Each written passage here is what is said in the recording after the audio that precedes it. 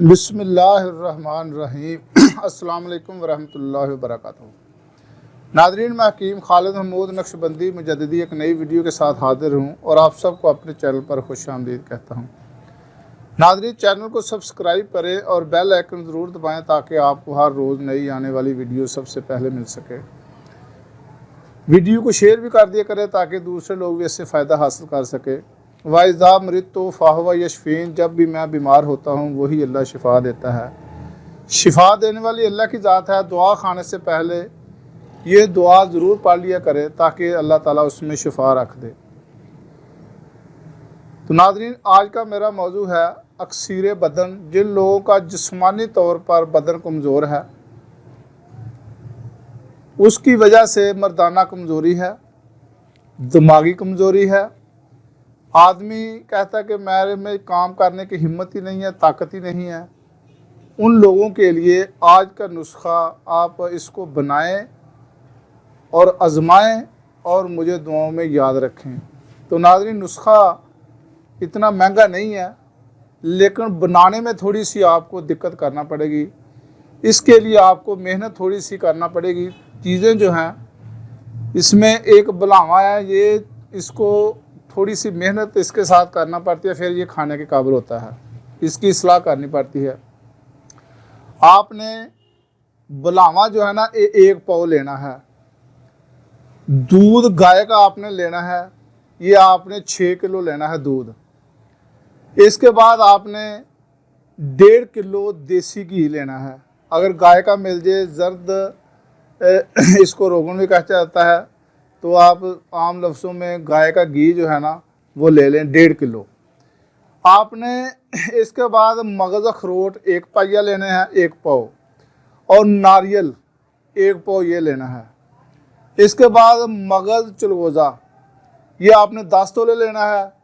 माजू 3 तोला, जलवत्री 3 तोला, मगा जिसको फिलफिल दराज भी कहा जाता है 2 तोला, और आधा किलो शहद। ये चीज़ें नोट कर लें, ये हम स्क्रीन पर भी लिख देंगे ये सारी चीज़ें। लेकिन इसका बनाने का जो तरीका है ना, वो ज़रा समझ लें। बड़ा ही एहतियात से, मैं बड़ा तफसील से आपको आहिस्ता आहिस्ता बताऊंगा ताकि आपको समझ भी आ जाए और बनाने में भी आपको दिक्कत ना हो। तो आपने जो बुलावा लेना है ना 1 पाव, उसकी टोपी आपने उतार देनी है। बुलावे के अंदर भी एक होता है रेश, जिस तरह शहद होता है ना, इस तरह इसके अंदर भी एक चीज़ होती है वो, ताकि वो जो शहद है ना, वो उस 1 किलो दूध लेना है आपने। 1 किलो दूध और 1 पाव बुलावा, उसकी टोपी उतार दे और उस दूध में उसको डाल दे। ठीक 24 घंटे के बाद आपने वो बुलावा जो है वो निकाल लेना है और दूध को आपने अलग कर देना है। दूध को आपने फिर उसका, अगर जो कीम इतवा कराम है वो समझते हैं कि उसका अलग, उसको आप जमा लें गरम करके। उसका सवेरे उसको मक्खन निकाल कर उसका आपने घी तैयार करना है। घी जो है ना, ये तिला के तौर पर इस्तेमाल करें, बहुत फ़ायदे उससे हासिल होंगे।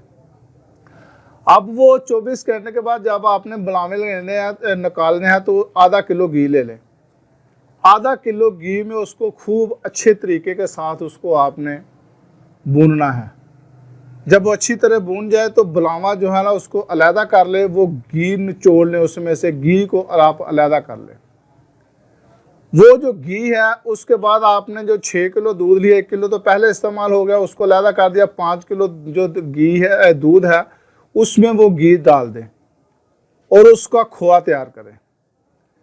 और उसका खोआ तैयार जब हो जाए, उसमें आपने जो अपना मगज़ अखरोट है 1 पाव वो डालने हैं, और नारियल 1 पाव वो डालना है।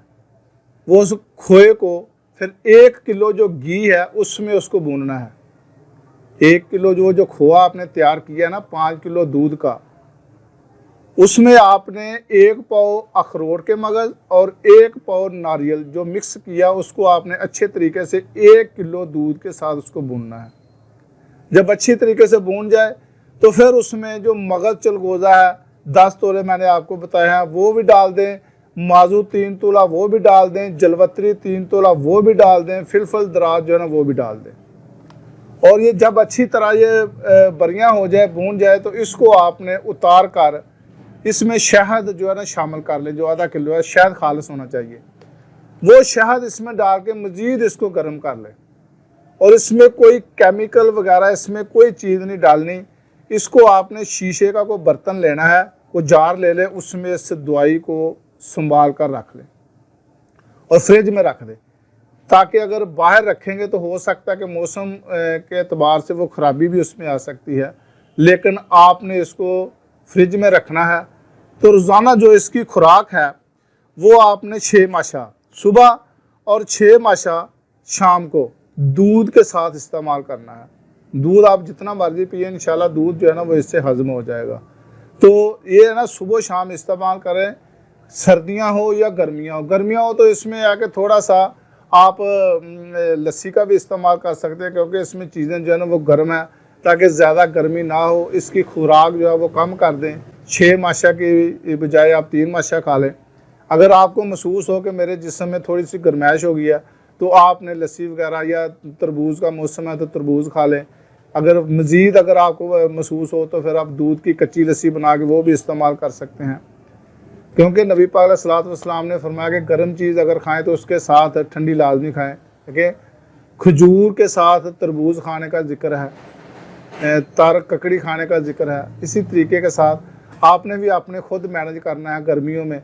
सर्दियों में आप ना भी खाएं, उसमें दूध जितना आप इस्तेमाल करेंगे तो ये आप उसका और मज़ीद आपको फ़ायदा हासिल होगा। जिन लोगों का जिस्म कमज़ोर है, जिस्मानी ताकत के लिए बेहतरीन चीज़ है ये इसको आप पंजीरी ना समझें, सिर्फ इसको बनाने के लिए आप थोड़ी सी मेहनत करें। मज़ीद अगर किसी को समझ ना आए तो फिर भी मुझसे वो पूछ सकता है। खुदा हाफिज़।